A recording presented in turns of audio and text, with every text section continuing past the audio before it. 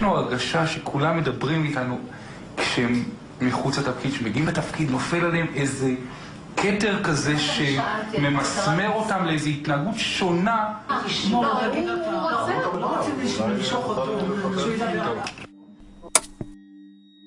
The tragic history of Palestine and Israel did not start on October 7th, 2023. As outsiders living within the imperial core, we can only glimpse through a narrow keyhole into this vast and tangled reality of broken promises and stolen dreams. From the Balfour Declaration to the creation of the State of Israel, from the Sèvres Protocol to the roots of Zionism, from the rise of Benjamin Netanyahu to the aftermath of October 7th. This is a story of a world that produces radicals. The first Aliyah, or ascent, began around the year 1881. Roughly 25 to 35,000 Jews would migrate to Ottoman Palestine during this period, many on temporary pilgrimage visas to escape persecution in Russia and Eastern Europe. Why were the Russians so anti-Semitic? To answer that question, look no farther than the Russian Orthodox Church, which had for centuries been indoctrinating its people in the traditional Christian belief that Jews were collectively responsible for the death of Jesus. This belief long predated modern Russia, its origins going beyond medieval Europe. In 1791, Catherine the Great created the Pale of Settlement, a massive zone stretching across present-day Poland, Ukraine, Belarus, and Lithuania, where Russian Jews were legally allowed to live. This ghettoization isolated millions of Jews from the broader economy and kept them politically and socially powerless. Denied land ownership, many Jews became merchants or innkeepers or moneylenders. These roles made them visible intermediaries between peasants and landlords. Anytime a peasant was crushed by poverty or famine, the ruling class deflected anger toward Jews, portraying them as the exploiters. The state would encourage this scapegoating for centuries to prevent rebellion against the aristocracy. After the assassination of Tsar Alexander II in 1881, a new wave of anti-Jewish pogroms swept across the Russian Empire. Ukraine, Belarus, Lithuania, Poland, Romania, Yemen. Police and soldiers would join the rioters, or stand aside as mobs burned Jewish neighborhoods, violated their every dignity, and killed indiscriminately. Between 1881 and 1920, thousands of Jews would be murdered in pogroms just like these. When the peasants overthrew the Tsarist aristocracy in March of 1917, the provisional government, then led by liberals and moderate socialists even before Lenin's return from exile, immediately abolished all legal restrictions on Jews. For the first time in Russian history, Jews could live anywhere, own land, and hold public office. Many Jews joined the Bolsheviks that would rise to power that November, seeing communism as a way to destroy the old class system that had kept them in ghettos. Jewish intellectuals and revolutionaries such as Leon Trotsky, Grigory Zinoviev, Lev Kamenev, and Yakov Sverdlov would go on to hold prominent roles in the early Soviet government. But back in the 1880s, fleeing from Russian persecution, Jews would establish the first new agricultural colonies in Palestine in centuries. Petah Tikva, meaning opening of hope, was founded in 1878 about 10 kilometers east of present-day Tel Aviv. Much of that land was swamp, the kind of land the Ottoman government would allow Jewish immigrants to own.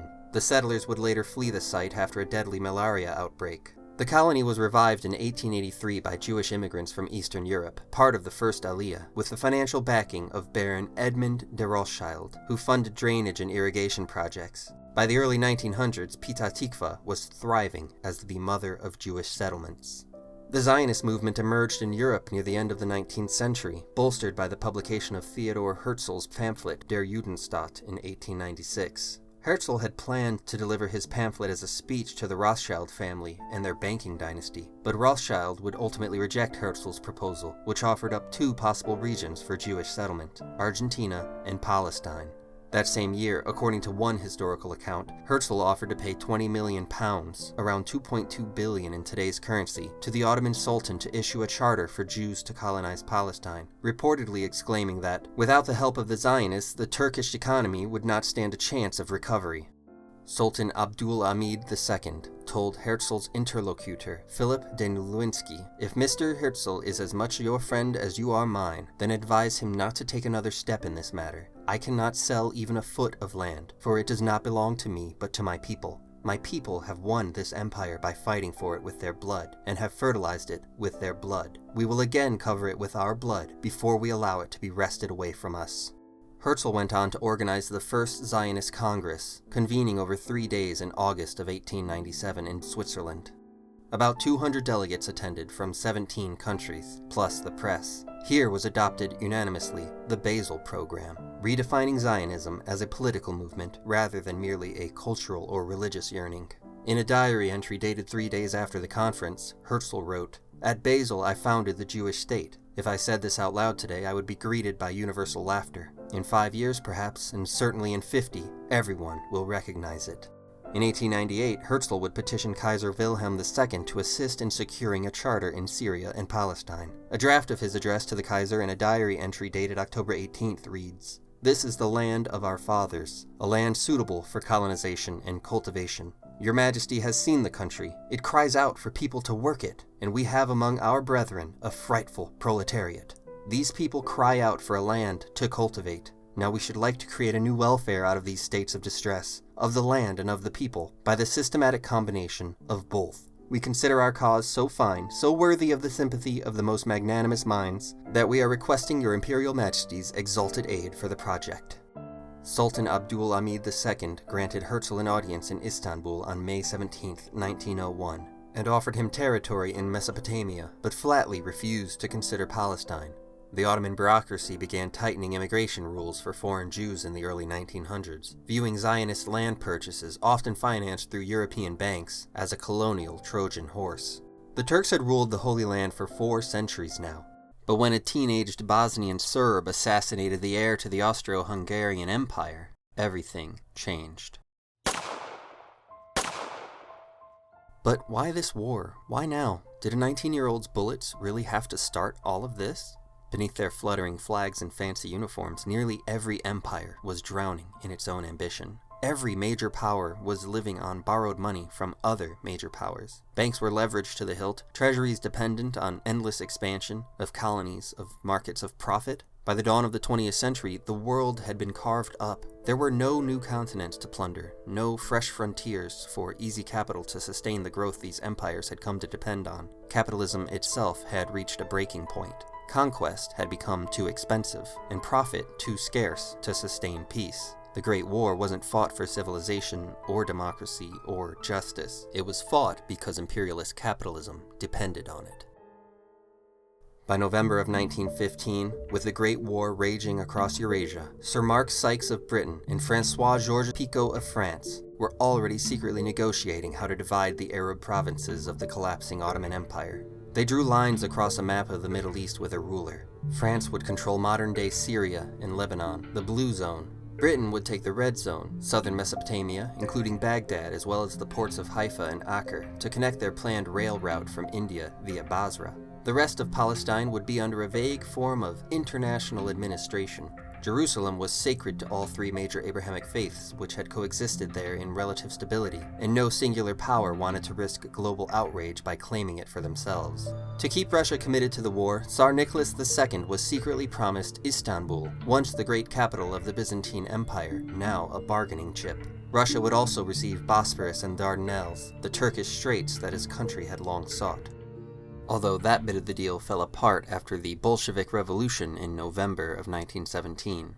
When the revolutionaries seized control of the government and discovered the secret treaty, they revealed its contents to the public, humiliating the British and confirming Arab suspicions that the Allies had never intended to grant them the self-determination promised in earlier correspondences. Those borders sliced arbitrarily through tribal territories, languages, and religious sects, ignoring altogether the complex ethnic and religious geography of the region. It was the ultimate expression of imperial arrogance, but that wasn't even the worst of it. On November 2nd, the British government issued the Balfour Declaration.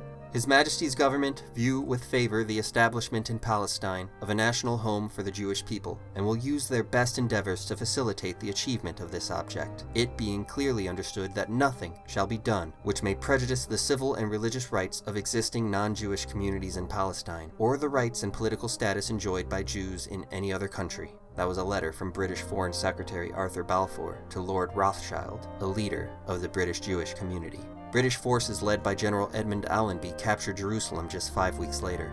He famously dismounted his horse and entered on foot out of respect for the Holy City. The Great War ended less than a year later on November 11, 1918, when Germany agreed to an armistice after 4 years of brutal, industrial-scale warfare that had devastated Europe. By that time, the Central Powers were collapsing. Austria-Hungary and the Ottoman Empire had already surrendered, and Germany faced revolution at home as its people, exhausted and starving under a naval blockade, demanded peace. The Allied forces, bolstered by fresh American troops and resources, had pushed the German army back on the Western Front. The armistice, signed in a railway carriage in Compiègne, France, effectively halted the fighting. Though a formal peace would not come until the Treaty of Versailles in 1919, which imposed harsh reparations and territorial losses on Germany, sowing the seeds of the next Great War. And on July 24, 1922, the League of Nations, founded just 2 years earlier out of the victors of the Great War, granted Britain full mandate authority over occupied Palestine. This turned it into just another colony of London's in all but name. The area east of the Jordan River became Transjordan under Emir Abdullah, the son of Sharif Hussein of Mecca. The area to the west became Mandatory Palestine, or just Palestine, which today includes Israel, the West Bank, and Gaza. The British mandate over Palestine would eventually become politically impossible for the aging empire. The Second World War had left Britain's cities in ruins. By 1947, the Labour government under Prime Minister Clement Attlee and Foreign Secretary Ernest Bevin wanted to wash their hands of old imperial entanglements and focus on restoring the home front. This was the same year India gained its independence, guided in part spiritually by Mahatma Gandhi. The United Nations, formed just 2 years earlier out of the victors of the Second World War, proposed Resolution 181, the partitioning of the Palestinian territory into separate Jewish and Arab states, with the city of Jerusalem alone remaining under international administration. Jewish leaders accepted the proposal. The Arab Higher Committee boycotted the process altogether, arguing that the rights of Palestinian Arabs were self-evident and could not continue to be subject to investigation.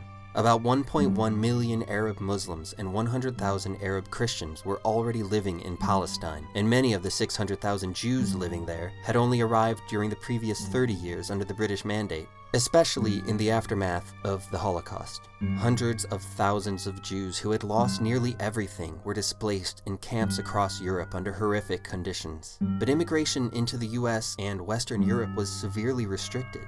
According to a 1939 Gallup poll, nearly 2/3 of Americans opposed admitting 10,000 Jewish refugee children from Germany. Assistant Secretary of State Breckinridge Long, in an internal State Department memo in 1940, wrote, "We can delay and effectively stop for a temporary period of indefinite length the number of immigrants into the United States by simply advising our consuls to put every obstacle in the way." U.S. President Harry S. Truman would reveal his own thoughts in a diary entry written July 21, 1947. "The Jews, I find, are very, very selfish," he writes. "They care not how many Estonians, Latvians, Finns, Poles, Yugoslavs, or Greeks get murdered or mistreated as displaced persons as long as the Jews get special treatment. Yet when they have power, physical, financial, or political, neither Hitler nor Stalin has anything on them for cruelty or mistreatment to the underdog. Put an underdog on top and it makes no difference whether his name is Russian, Jewish, Negro, Management, Labor, Mormon, Baptist, he goes haywire. I've found very, very few who remember their past condition when prosperity comes. Look at the Congress's attitude on displaced persons, and they all come from displaced persons." For many families, entering into Palestine illegally became their only hope at finding safety and dignity. They had no part in the plan that the leaders of the United Nations proposed in 1947, and neither did the Arabs, who for generations had lived upon the very land that was being negotiated out from under their feet. The UN wanted to grant the Jewish state about 55% of the total country, including much of the fertile coastal plain, as well as the strategic Negev desert that gave access to the Red Sea. The Arab state, meanwhile, was to be fragmented into 3 disconnected regions sliced apart by Jewish corridors. It was exceedingly clear which peoples the West had chosen as the winner. Arab protests and labor strikes began in December, as militias from either side clashed throughout urban centers and countryside. British forces watched from the sidelines as civil war engulfed the country all around them. On April 9, 1948, Jewish fighters slaughtered over 100 Palestinians, including women and children, in Deir Yassin, a small village about 5 kilometers west of Jerusalem. Less than a month later, Kfar Etzion, south of Jerusalem, was overrun by Transjordanian soldiers and Palestinian fighters. 127 Jewish defenders were killed. News of the horrors reached Arabs across the region, triggering a mass exodus. By spring, many Arab villages had been depopulated or captured by Jewish paramilitary forces. On May 14th, just one day after the Kfar Etzion massacre, the same day Britain's mandate was set to expire at midnight, Zionist socialist David Ben-Gurion read the Declaration of the Establishment of the State of Israel at the Tel Aviv Museum. Exiled from Palestine, he said, the Jewish people remained faithful to it in all the countries of their dispersion, never ceasing to pray and hope for their return and restoration of their national freedom. In recent decades, they returned in their masses. They reclaimed a wilderness, revived their language, built cities and villages, and established a vigorous and ever-growing community, with its own economic and cultural life. They sought peace, yet were ever prepared to defend themselves. They brought blessings of progress to all inhabitants of the country. Within hours, the U.S. recognized Israel de facto. Israel ended up controlling not only the 55% of the land from the UN's original, never agreed upon proposal, but also all that it had claimed during the Civil War amid the exodus of Palestinian Arabs escaping the violence. On May 15, 1948, the neighboring Arab states of Egypt, Transjordan, Syria, Lebanon, and Iraq all invaded Israel at once, many for their own national aims as much as to protect Palestinians. The Civil War had transformed overnight into an international war. Urban warfare, guerrilla tactics, massacres, and ethnic cleansing combined to take the lives of 6,000 Jews and between 10 and 15,000 Arabs. A letter to the editors of the New York Times dated December 4, 1948 reads, "Among the most disturbing political phenomena of our times is the emergence in the newly created State of Israel of the Freedom Party, a political party closely akin in its organization, methods, political philosophy, and social appeal to the Nazi and fascist parties. It was formed out of the membership and following of the former Irgun Zavai Leumi, a right-wing chauvinist organization in Palestine. The current visit of Menachem Begin, leader of this party, to the United States is obviously calculated to give the impression of American support for his party in the coming Israeli elections, and to cement political ties with conservative Zionist elements in the United States. Several Americans of national repute have lent their names to welcome his visit. It is inconceivable that those who oppose fascism throughout the world, if correctly informed as to Mr. Begin's political record and perspectives, could add their names and support to the movement he represents." That letter was co-signed by such figures as Hannah Arendt, author of The Origins of Totalitarianism, and Albert Einstein, physicist and author of an essay called Why Socialism, that you can read online for free. The United Nations mediator, Swedish Count Folke Bernadotte, was assassinated in Jerusalem on September 17, 1948, by members of the Stern Gang. He had proposed a fairer settlement for Palestinians as well as refugee repatriation. His plan died with him. Bernadotte's deputy, American Ralph Bunche, brokered separate armistice agreements between the warring nations between February and July of 1949. He earned himself the Nobel Peace Prize, becoming the first black laureate. Egypt could keep occupying the Gaza Strip like they were already doing. They would administer its stateless residents under military rule. Transjordan annexed East Jerusalem and the West Bank, renaming itself the Hashemite Kingdom of Jordan, now that it controlled land on both sides of the river. Palestinians there were granted Jordanian citizenship for as long as Jordan could control the region. Israel got to keep all the rest, including West Jerusalem. This meant Israel now controlled about 78% of former mandatory Palestine, half again as much as the UN had originally proposed. Israelis called this conflict the War of Independence. Palestinians call it the Nakba, or catastrophe. No Palestinian state emerged. Around 700,000 Palestinians had fled or were expelled during the wars. They left behind hundreds of villages that were later destroyed or resettled by Jewish immigrants. In the following years, about 800,000 more Jews would flee or be expelled from surrounding Arab countries amid retaliatory violence. Many of them would resettle in Israel. It was a haunting echo of the story that was still playing out between India and Pakistan, a crisis also molded by British hands. Not one of the Arab states recognized Israel as a sovereign nation. Cross-border raids and retaliations became routine, especially along the Egyptian and Jordanian frontiers, which were now flooded with stateless Palestinians who would spend the next several generations being squeezed into a smaller and smaller box.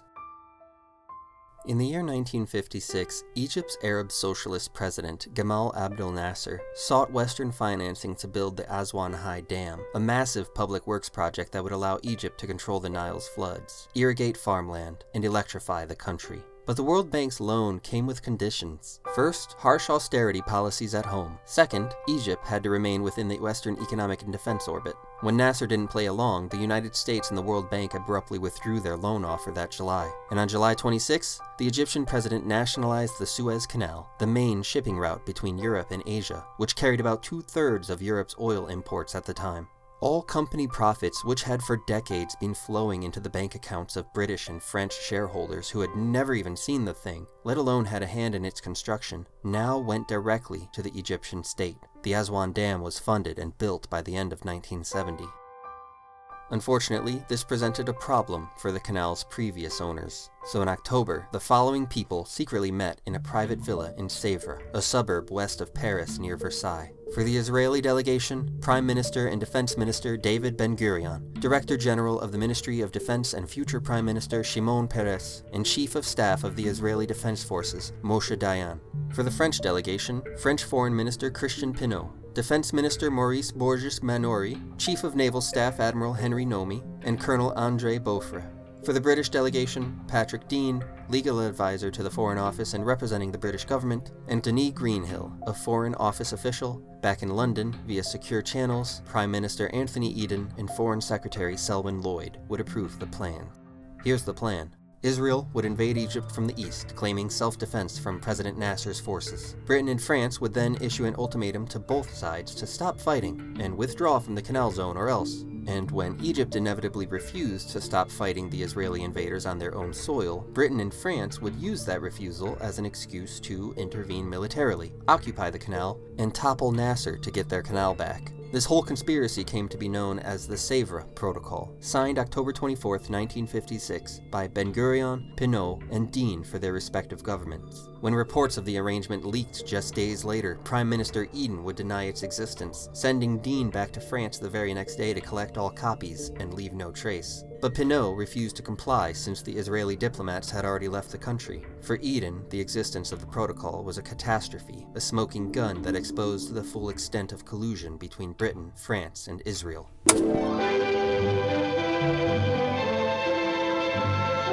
Israel's parliament becomes the focus of world concern as the tension in the Middle East mounts hourly, culminating in an attack by Israel on Egypt, an attack which reaches deep into Egyptian territory. Israel invaded as planned on October 29th, launching Operation Kadesh across the Sinai Peninsula. At the UN Security Council the next day, the British and French vetoed an American-sponsored resolution calling for Israel's withdrawal. Eisenhower threatened to sell U.S. reserves of the pound sterling and to cut off loans to the Brits. The UN General Assembly met on November 2nd and voted overwhelmingly for a ceasefire before the canal could be captured. Britain and France were humiliated. Their retreat marked the conclusion of their imperial dominance in the Middle East. From this moment forward, only the United States and the Soviet Union would be sitting on opposite sides of the chessboard. Arab resentment over imperial interference would spread through universities and the working class, fueling a new wave of nationalist defiance across the region. By the early 1960s, a new generation of displaced Palestinians began organizing to reclaim their homeland, independent of the Arab regimes that had so far failed them. The Palestine Liberation Organization, or PLO, was formally established in May of 1964, under the sponsorship of Egypt's President Nasser, intended to coordinate Palestinian political and military efforts. Meanwhile, an underground movement called Fatah, founded in 1959 by Yasser Arafat and other activists in exile, was gaining strength through guerrilla organizing and clandestine operations. Fatah's philosophy was simple yet radical.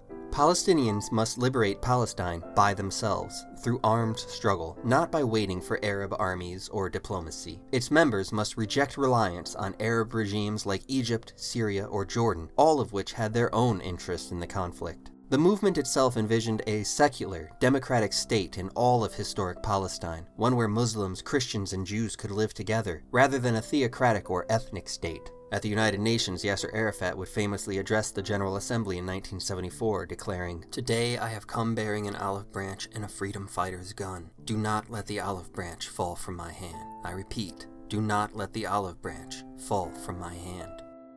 Over the next few years, Fatah would eclipse Egypt's influence over the PLO, transforming it from a body controlled by Arab states into a truly independent Palestinian liberation movement. By 1967, relationships between Israel, Syria, Egypt, and Jordan were beginning to collapse once more. Syria and Israel were clashing over water rights. Nasser had signed a mutual defense pact with Jordan, following an earlier one with Syria. And Egypt had received information from the Soviet Union that Israeli troops were amassing on the Syrian border. Nasser closed the Straits of Tiran, cutting off Israel's southern maritime route, and mobilized his own troops in Sinai to head off the perceived invasion. On June 5th, Israel, fearing that their neighbors were mobilizing for another invasion, launched Operation Focus, a surprise air assault that destroyed most of Egypt's air force on the ground before any planes could even take off. Over the next 5 days, Israeli forces rolled through the unprepared Arab defenses with stunning speed and coordination. Hundreds of thousands of Palestinians fled the regions to escape the violence again. Refugee camps in Jordan, Lebanon, and Syria swelled. By the end of the 6-day war, Israel's territory had tripled.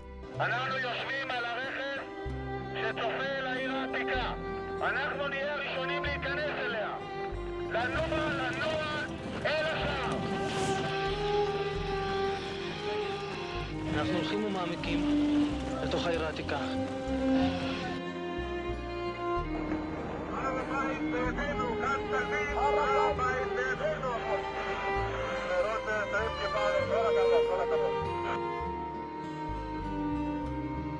Israel now controlled all of Jerusalem as well as Golan Heights, the West Bank, and the Gaza Strip.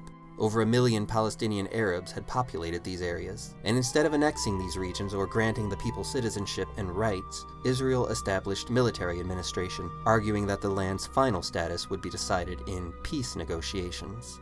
Only those negotiations never came.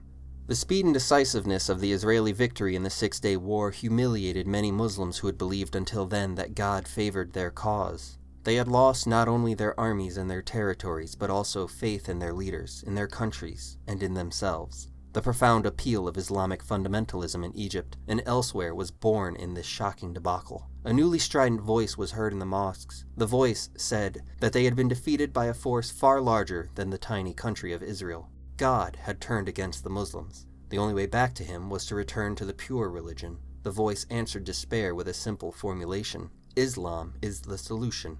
Soon, Israel began building settlements in the occupied territories, including military outposts and Nahal paramilitary farming communities.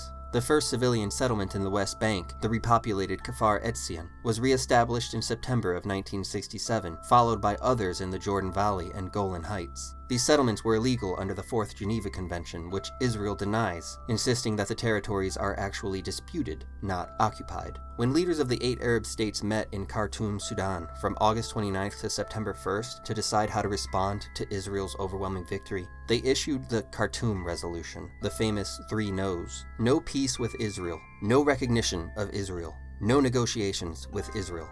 On November 22nd, the United Nations Security Council passed Resolution 242, calling for Israel to withdraw from the territories it now occupied, and to give recognition of every state's right to live in peace within secure borders. But while the French version of the resolution did include very clearly the words "des territoires occupés," from the occupied territories, the binding English text merely said "from territories," leaving it ambiguous for Israel to interpret what was meant by territories. We did not say there should be a withdrawal from all the territories. The wording of the resolution was very carefully chosen, said Lord Caradon, the UK ambassador to the UN. By 1970, tensions between the Palestine Liberation Organization and the Jordanian monarchy had reached a breaking point. From bases inside Jordan, Palestinian guerrillas were launching cross-border attacks into Israel, drawing Israeli retaliation and threatening King Hussein's fragile rule. When Palestinian factions began operating almost as a state within his state, Hussein's army struck back. What followed was a brutal civil war known as Black September, in which thousands of Palestinians were killed as the Jordanian army crushed the PLO's militias. By the autumn of 1971, Yasser Arafat and his fighters were expelled from Jordan entirely, forced to relocate their headquarters to Beirut, Lebanon, a country already teetering toward its own civil war. 2 years later, on October 6, 1973, the Jewish holy day of Yom Kippur, Egypt and Syria launched a surprise attack to reclaim the Sinai Peninsula and Golan Heights. Their armies surged across the Suez Canal and into Israeli positions, catching Israel unprepared. Though Israel repelled the invasion, it suffered severe casualties and a profound psychological shock. Within days, the Israeli Defense Forces were running dangerously low on tanks, shells, and aircraft munitions. As the Soviet Union airlifted supplies to Egypt and Syria, Israel appealed urgently to the Americans. On October 12th, President Richard Nixon and Secretary of State Henry Kissinger launched Operation Nickelgrass, dispatching C-5 Galaxies and C-141 Starlifters that carried over 26,000 tons of weapons and supplies over the next 32 days, from M60 tanks to spare jet engines and artillery shells. The airlift allowed Israel to regain air superiority, cross the Suez Canal, and encircle the Egyptian Third Army by the war's end. A UN ceasefire took effect on October 25th, 19 days after the start of the conflict. To the Arab world, America had unmistakably chosen a side at long last. In retaliation, Arab members of OPEC, led by Saudi Arabia, declared an oil embargo against the United States and other Western supporters of Israel. The result was the 1973 oil crisis, gas shortages, rationing, and an economic shock that combined inflation with high unemployment, a new monster called stagflation, crippling the Western economies. The crisis would even push Washington to pursue energy independence, culminating in the creation of the Department of Energy in 1977. Also in 1973, but half a world away, a democratically elected socialist government under Salvador Allende had nationalized Chile's copper mines and promised power to its workers. Covert CIA operations over the previous 3 years had destabilized Chile's economy, leading to a military coup led by General Augusto Pinochet, whose forces would shell the presidential palace that year. Allende died during the assault. U.S. National Security Advisor Henry Kissinger oversaw the operations and personally briefed President Richard Nixon as Chile succumbed to a brutal, right-wing authoritarian dictatorship. In a June 27, 1970 meeting, Kissinger would tell Nixon, "I don't see why we need to stand by and watch a country go communist because of the irresponsibility of its own people." 1973 was also the year that the Nobel Peace Prize was jointly awarded to Kissinger and Vietnamese nationalist and senior Communist Party official Le Duc Tha. The two men had negotiated the Paris Peace Accords meant to end direct American involvement in the Vietnam War. Le Duc Tha refused the prize, saying there was no peace in Vietnam. Indeed, the war between the South and the North would continue another 2 years. Kissinger accepted the prize, but declined to attend the Oslo ceremony amid global protests. In the aftermath of the Yom Kippur War, Kissinger, ever the master of quiet power, began his famous shuttle diplomacy between Arab capitals and Israel. Over the next 2 years, he would broker disengagement agreements between Israel and Egypt and between Israel and Syria, redrawing the regional map and realigning the politics of the modern Middle East. These talks would ultimately lay the groundwork for the Camp David Accords of 1978, hosted by President Jimmy Carter at his presidential retreat in Maryland. After 13 days of negotiation, the Egyptian President Anwar Sadat and Israeli Prime Minister Menachem Begin agreed to 2 frameworks. The first framework established the basis for peace between Egypt and Israel. Egypt would regain the Sinai Peninsula in exchange for recognizing Israel's statehood, making Sadat the first Arab leader to do so, and leading to a shunning from the Arab League that would persist an entire decade. The second framework proposed Palestinian autonomy in the West Bank and Gaza, but these talks soon collapsed. The Israelis had envisioned administrative self-rule, not sovereignty. The Palestine Liberation Organization, meanwhile, headquartered in Beirut and recognized by the United Nations since 1974 as the only voice of the Palestinian people under the chairmanship of Yasser Arafat, was excluded from the conversation. Both Israel and the United States had classified the PLO as a terrorist organization. Meanwhile, Jewish settlements in the occupied territories continued to grow, driven by Gush Emunin, Bloc of the Faithful, an ultranationalist religious movement committed to colonizing all the lands of historical Palestine. Daniel Weiss, born in Mandatory Palestine in 1945, emerged as a prominent figure, helping to establish new settlements throughout the 1970s and 1980s. She appears prominently in Louis Theroux, The Settlers, a harrowing documentary about the ongoing Israeli settler project, available to stream for free on filmsforaction.org.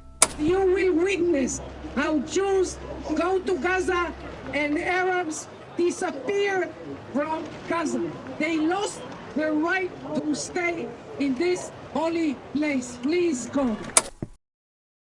In 1980, Israel's parliament, the Knesset, passed the Jerusalem Law, formally annexing East Jerusalem, which it had already informally annexed after the Six-Day War of 1967. Prime Minister Menachem Begin declared in that moment that Jerusalem, complete and united, is the capital of Israel. The world condemned this move, United Nations Security Council Resolution 478 called the annexation null and void and a violation of international law, urging member states to withdraw their embassies from the city. 14 nations voted in favor, 0 against, with only the United States abstaining. After the embassies left, the State of Israel remained. Still, to this day, no other country except the United States recognizes Jerusalem as Israel's capital. The European Community, a precursor to the EU, issued the Venice Declaration in June of that same year, further condemning Israel and reaffirming the right of Palestinians to self-determination.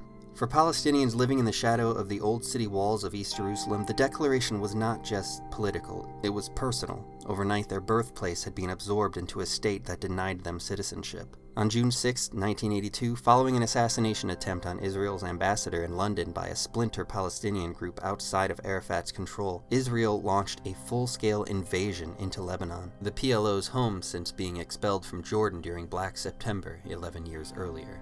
The stated objective was to create a 40-kilometer security zone in southern Lebanon to protect Israel's northern towns, but the real objective was to destroy the PLO militarily and install a pro-Israeli Christian government under Bashir Gemayel. Israeli tanks rolled all the way to Beirut, besieging the entire city for 10 weeks. An estimated 17,000 Lebanese and Palestinians, mostly civilians, were killed during the campaign.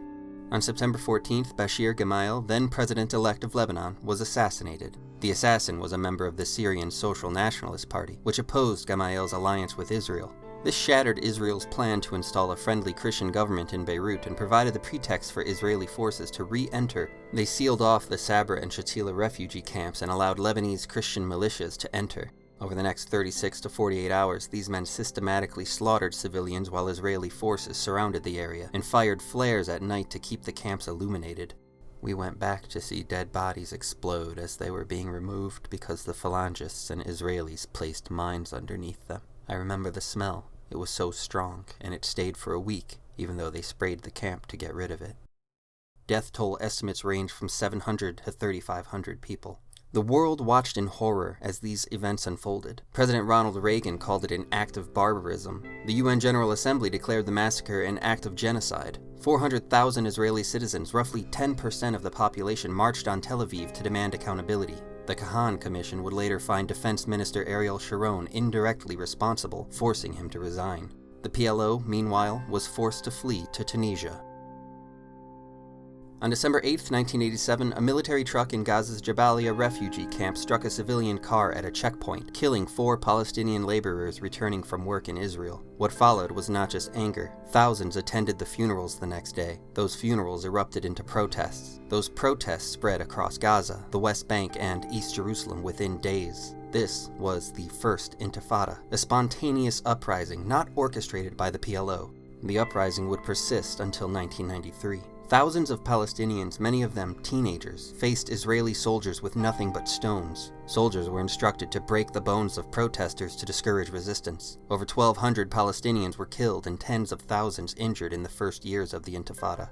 Hamas, or the Islamic Resistance Movement, was founded in December of this year at the very start of the Intifada, emerging out of the Gaza branch of the Muslim Brotherhood, a Sunni Islamist movement that had existed in Palestine since the 1940s. While the secular PLO and its dominant faction Fatah advocated for Palestinian nationalism and eventually a two-state solution, Hamas fused Islamist ideology with armed resistance, rejecting any recognition of Israel's right to exist and appealing to poorer Palestinians disillusioned with the perceived corruption and compromises of their political body. Its 1988 charter called for the establishment of an Islamic state in all of historic Palestine.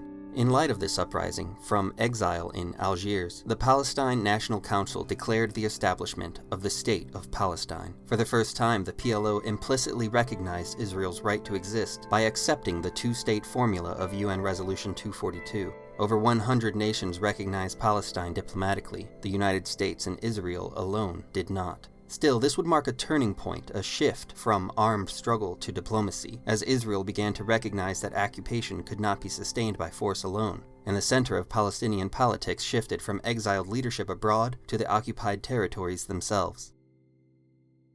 After the Gulf War in 1991, U.S. President George H.W. Bush and the Soviet President Mikhail Gorbachev hosted another round of peace talks at the Royal Palace in Madrid.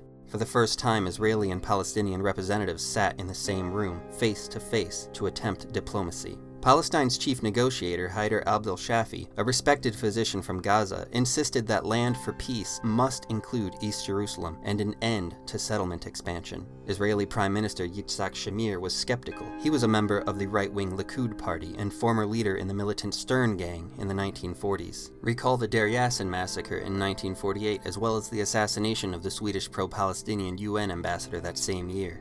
The 1991 conference produced ultimately no treaty, but it opened the door that had never been opened before. And in Israel's elections the following year, the Likud would lose control of the Knesset, Israel's national parliament and sole legislative body, dropping from 40 of the 120 seats to 32 after years of economic hardship, settlement expansion, and diplomatic isolation. The Labour Party, led by Yitzhak Rabin, would win 44 seats, enough to form a center-left coalition government. Prime Minister Rabin would prioritize diplomacy over occupation, beginning unofficial back-channel peace talks with the PLO early the very next year. The two sides would secretly draft what would become known as the Declaration of Principles on Interim Self-Government Arrangements. This would later be revealed to the world as the Oslo Accords. On September 13, 1993, Prime Minister Yitzhak Rabin and PLO Chairman Yasser Arafat stood on the White House lawn with U.S. President Bill Clinton. Before the cameras of the world, they shook hands, a gesture that seemed to promise an end to generations of bloodshed. Israel recognized the PLO as the legitimate representative of the Palestinian people. The PLO renounced violence and accepted Israel's right to exist. The Palestinian Authority was created to govern parts of the West Bank and Gaza, a transitional self-government meant to last only 5 years while final status negotiations took place on issues like borders, refugees, and the status of Jerusalem. Hope returned to the region for the first time in centuries, but that hope was tentative and fragile. You could barely whisper it. It was July of 1994. After 27 years, Yasser Arafat returned from exile to lead the newly established Palestinian Authority headquarters in Gaza City. The Gaza Strip presents a formidable challenge to Arafat's ambitions, to Palestinian hopes for both prosperity and democracy, and to peace in the Middle East. More than 850,000 people, many of them refugees from old Arab villages in what is now Israel, are crammed in its 140 square miles. Living conditions here are squalid. Many people have not been employed for years and barely subsist. This poverty and desperation bred the original Palestinian Revolution, then the Intifada, the 1987 uprising against Israeli occupation that ultimately led to the peace accord between Israel and the PLO.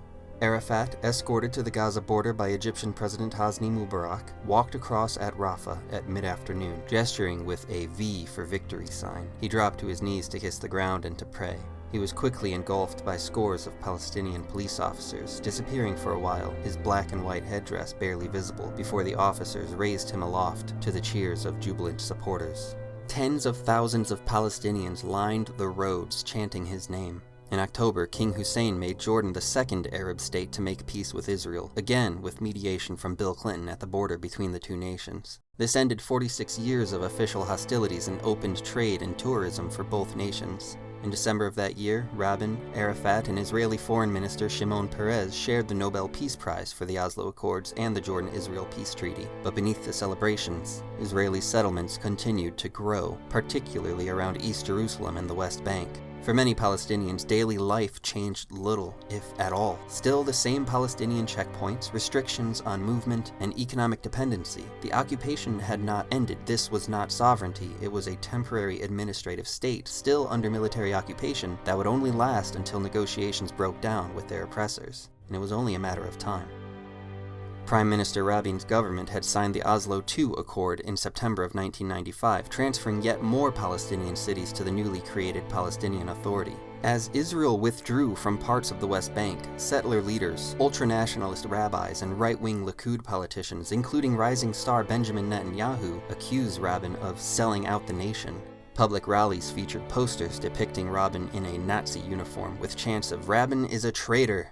On November 4, 1995, at the Kings of Israel Square in Tel Aviv, during a mass rally attended by tens of thousands, Rabin stood on stage and sang Shir La Shalom, or Song for Peace. After leaving the stage, he walked through the crowd toward his car. Among the people there was Yigal Amir, a 25-year-old Israeli law student and religious extremist. He stepped out from the crowd and fired 3 bullets into Rabin's back. To this day, Israelis mark this as one of the darkest moments in their history. The first killing of an Israeli leader by another Israeli, a trauma that exposed the deep ideological fracture within the nation between the left and the right. Shimon Peres became acting prime minister, vowing to continue the peace process. But Rabin's death shattered national confidence. Israelis grew fearful and divided again. Palestinians lost their most credible negotiating partner. Hamas at this time was positioning itself as the religious, militant, conservative alternative to Arafat's secular national socialist diplomacy. By 1996, Hamas had become the chief rival to both the PLO and the Palestinian Authority, rejecting Oslo and launching suicide bombings that targeted Israeli civilians. Israel answered with retaliatory raids, airstrikes and mass arrests, collective punishment on a massive scale. What little trust had been built through years of negotiation was consumed by violence, suspicion, and grief as each side retreated into its own pain, its own wounded historical narrative.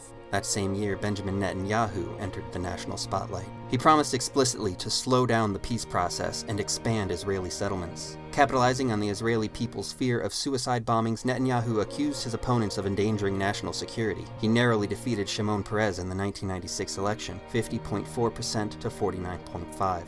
Once in power, he was true to his word. Under Netanyahu's government, many of Rabin's commitments were frozen. Settlement construction was accelerated, especially around Jerusalem. Again and again, Israel would demand that the Palestinians prove their collective worthiness for peace through total security cooperation. For ordinary Palestinians, daily life under occupation hardened once more. More checkpoints, more demolitions, more humiliation, as any last vestiges of hope vanished under the heavy boots of the new right-wing occupiers.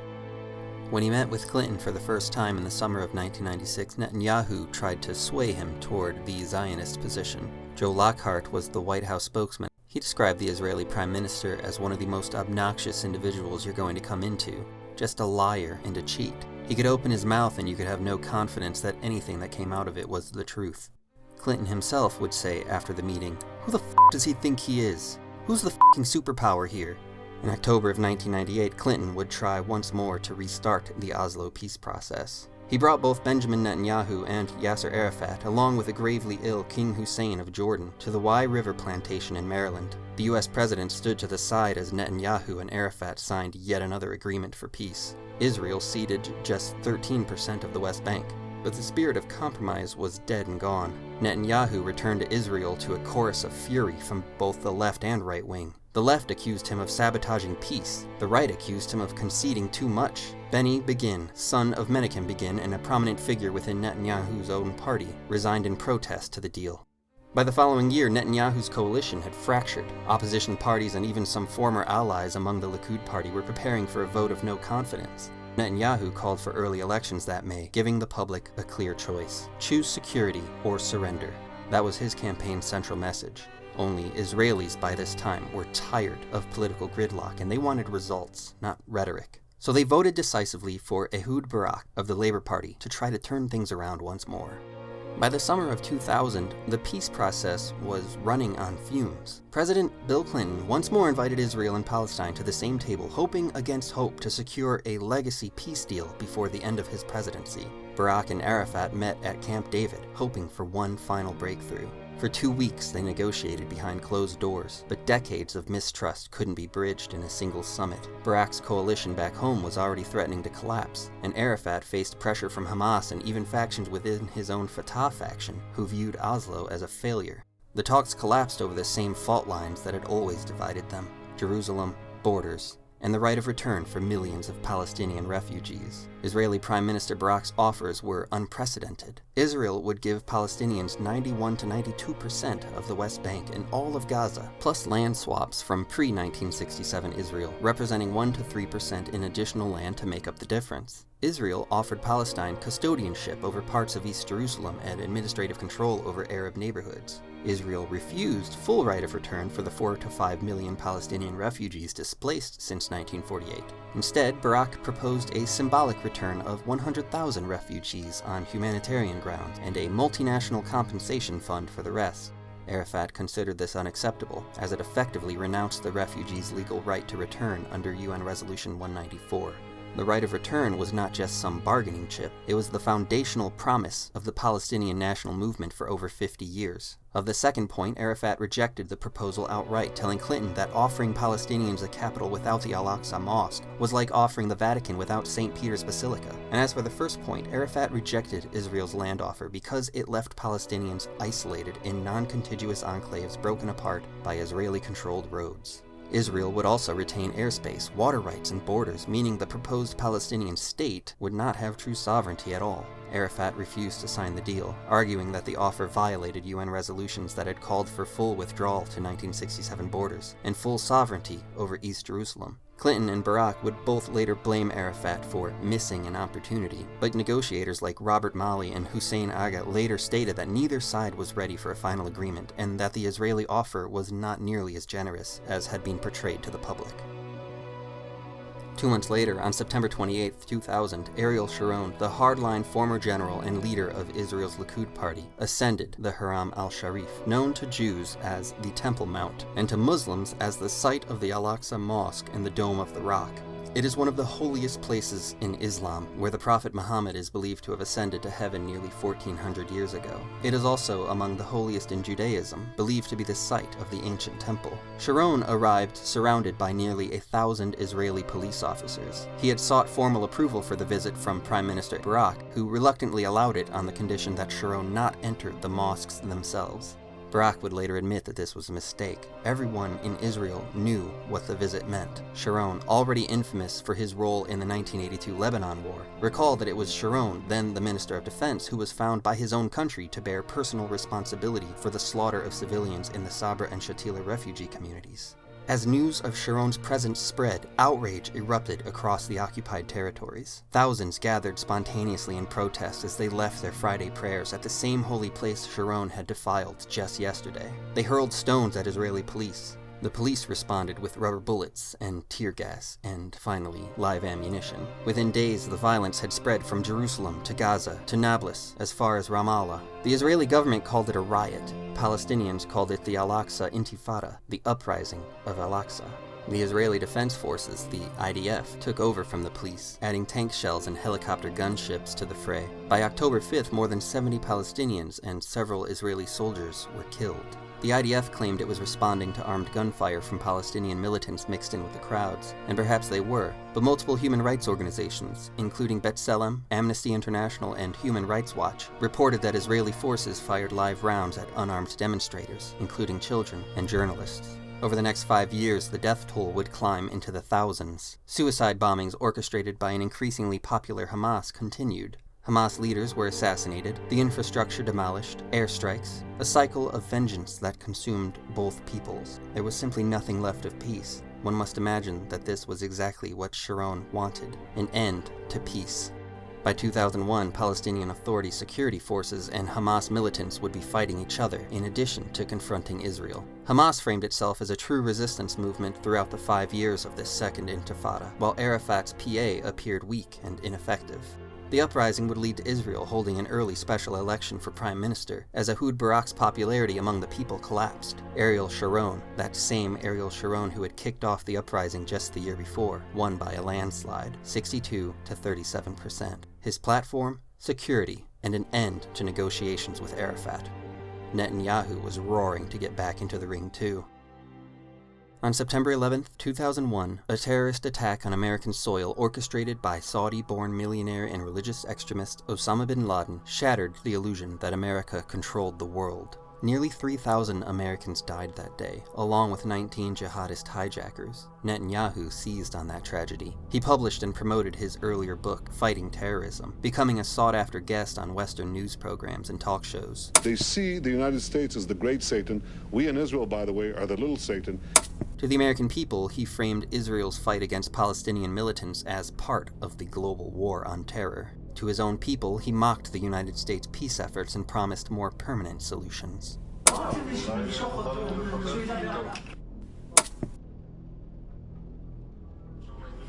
Today, everyone understands the slogan, "The settlements are here." It is everywhere. What's the difference? What do you think Arafat wants? He wants one big settlement that is called Tel Aviv. As far as they're concerned, I think the territorial waters are also theirs. That they want us to be pushed into the sea is obvious, but only further away. The main thing is, first of all, to strike them, not once, but several times. So painfully that the price they pay will be unbearable. So far, the price tag is not unbearable. A large-scale attack on the Palestinian Authority, causing them to fear that everything is about to collapse. Fear is what brings them to. Hold on, but then again, the world will say that we're aggressors. They can say whatever they want. Aren't you afraid of what they'll say, Bibi? No, especially today with the US. I know how they are. America is something that you can easily maneuver and move in the right direction. And even if they say something, so then they say something, so what? 80% of Americans support us. It's absurd. We have such support there, and here we're thinking what we should do if. Look, I wasn't afraid to maneuver the Clinton administration. I wasn't afraid to confront Clinton. I wasn't afraid to go against the UN. What happened with the Oslo Accords? This renewed visibility would lead him to re-entering the Knesset in 2002 as the foreign minister and later finance minister under Ariel Sharon, whom he'd previously criticized for being too soft on Palestinians. He would push for neoliberal economic reforms and privatization inside Israel. Tax cuts for the rich, slashed welfare benefits and child allowances for the poor. Israel, by the way, is one of the many nations with universal health care for all of its citizens, ever since the passing of the National Health Insurance Law of 1995. This is indeed a luxury that the United States of America, which subsidizes Israel to the tune of $3.8 billion per year, cannot afford.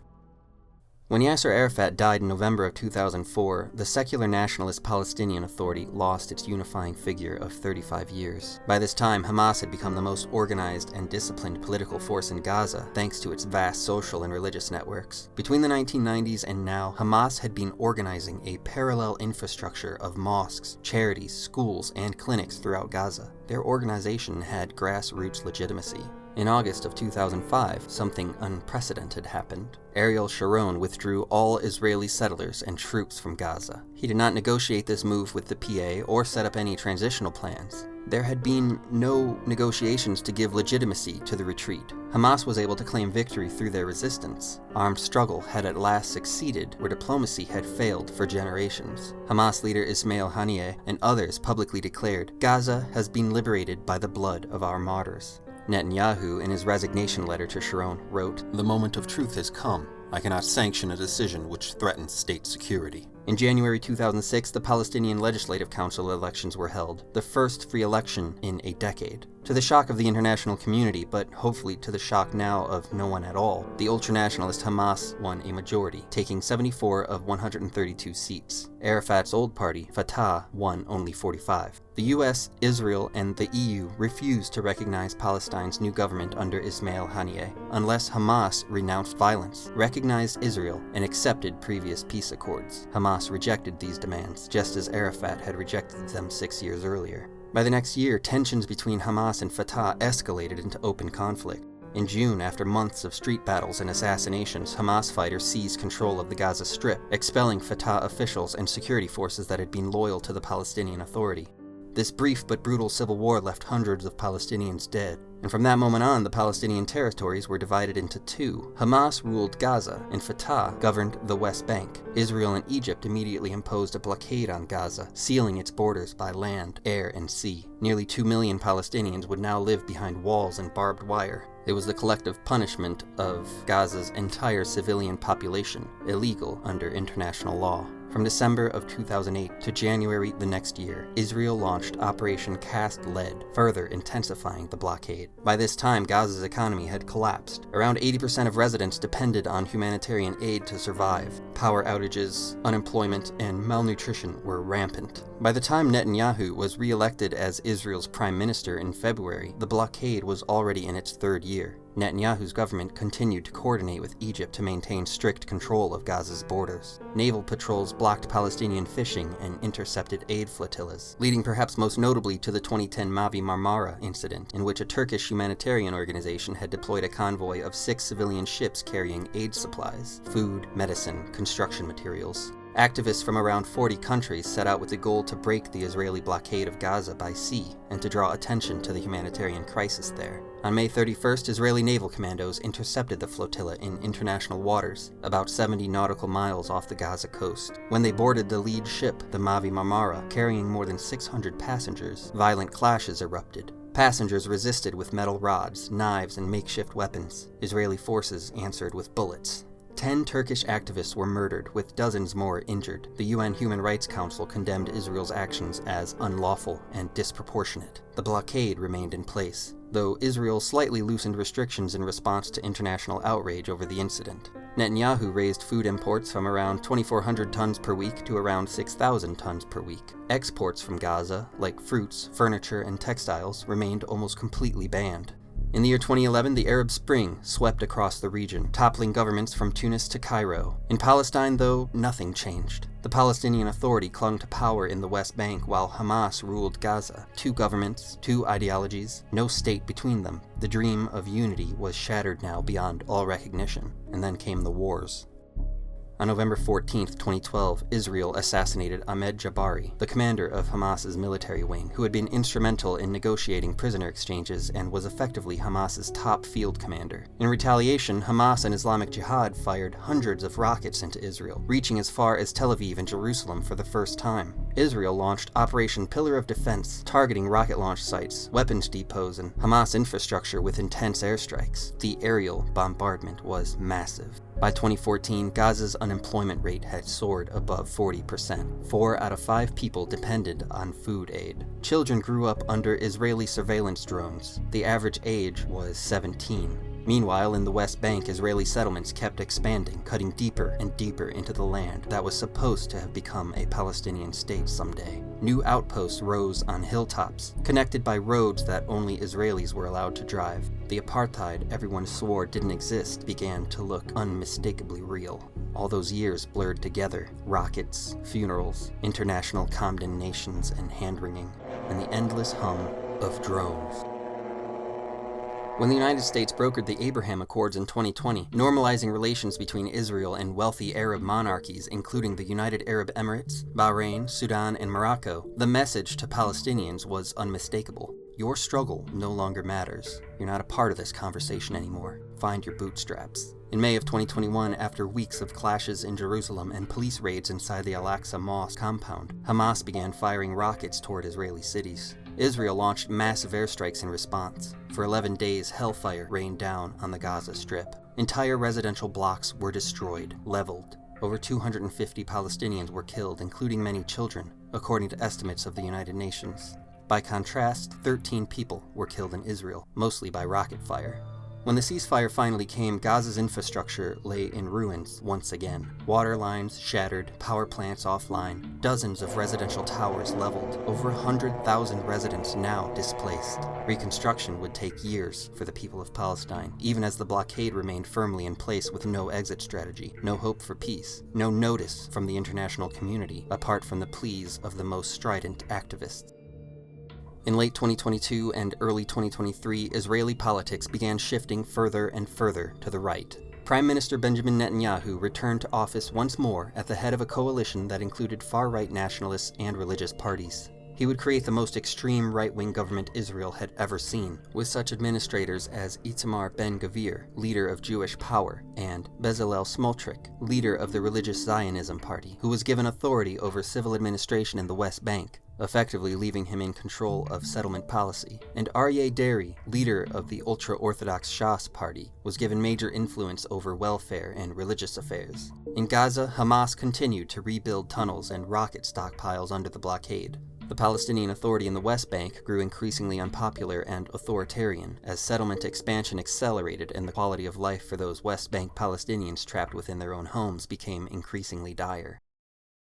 The Supernova Sukkot Gathering was an all-night outdoor trance music festival held near Kibbutz Re'em, about 5 kilometers from the Gaza border. It began on October 6 during the Jewish holiday of Simchat Torah, or Sukkot. At dawn the next day, Hamas launched a surprise attack on Israel, firing thousands of rockets and sending armed militants across the border into nearby towns and kibbutzim. More than 1,100 Israelis were killed, most of them civilians, and over 200 were taken hostage. One of their many targets was the music festival, where alone 360 Israelis were murdered. Netanyahu was not prepared for the attack. His own nation had been in deep political turmoil all year over the Prime Minister's judicial overhaul agenda. Mass protests had erupted over his plan to weaken the powers of Israel's Supreme Court, including restricting the court's ability to review laws or government decisions on reasonableness grounds. These proposals sparked the largest sustained protests in Israeli history. Every weekend from January onward, hundreds of thousands of Israelis marched in cities like Tel Aviv, Jerusalem, and Haifa. Demonstrators saw the overhaul as a threat to Israel's democracy.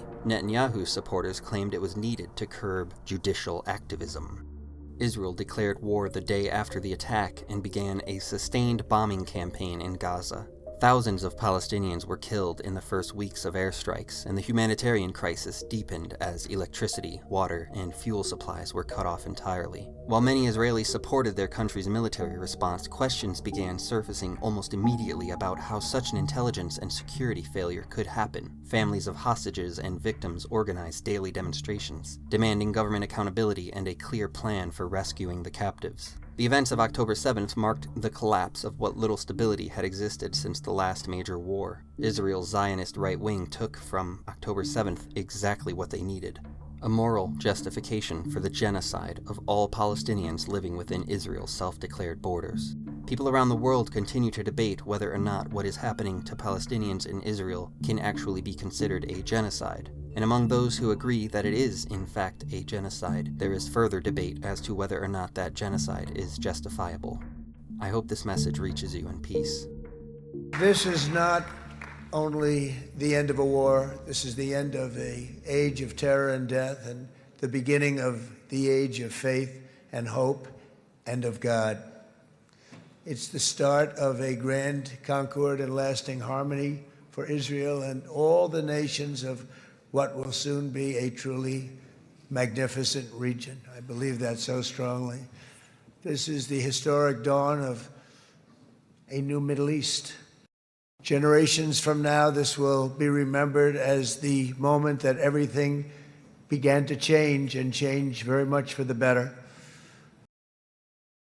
Every few years, whenever Israel signs another peace agreement or a ceasefire with one of their neighbors, the great powers of the world congratulate themselves for achieving peace in the Middle East, as if wounds such as these can be healed with a piece of paper and some ink. There has never been peace nor justice for the Palestinian people. The attacks on October 7th, 2023, as tragic a blight on our history as they were, they did not happen in a vacuum. No more than the Rhineland massacre of 1096, where Christian peasants on a crusade slaughtered thousands of innocent Jews along their way to Jerusalem. No more than the Christian Crusaders' slaughter of the civilians of Jerusalem just 3 years later. No more than the My Lai massacre in 1968, where hundreds of women, children, and the elderly were slaughtered, violated, and mutilated by regular American citizens turned into soldiers of the capitalist counter-revolution. No more than the terrorist attacks against the American empire on September 11th, 2001. We allow our leaders to tell us who the good guys are and who the bad guys are, but it really is not us versus them. It is us and them together versus our oppressors and their oppressors together. What's happening in the West Bank, and especially in Gaza, is the systematic destruction of an imprisoned, stateless native population, carried out with extreme prejudice by a heartless 21st century military equipped with Western weapons, capitalist funding, and international bureaucratic cover. Will we find solidarity with our brothers and sisters in Palestine before the last light of our humanity is extinguished? In July of 2025, just 4 months ago as of this writing, Netanyahu's government voted 71-13 in favor of a non-binding motion calling to annex the West Bank, where cement trucks have already been filling wells with cement to deprive the natives of that most basic human necessity. Only the Arab parties and the Israeli Democrats voted against the motion. Palestinian Authority President Mahmoud Abbas's deputy, Hussein al-Sheikh, called the annexation vote a dangerous escalation that undermines the prospects for peace, stability, and the two-state solution. "This is our land, this is our home," Knesset Speaker Amir Ohana said after the vote. "The land of Israel belongs to the people of Israel. In 1967, the occupation did not begin, it ended, and our homeland was returned to its rightful owners. We are the original first natives of this piece of land. Jews cannot be the occupier of a land that for 3,000 years has been called Judea."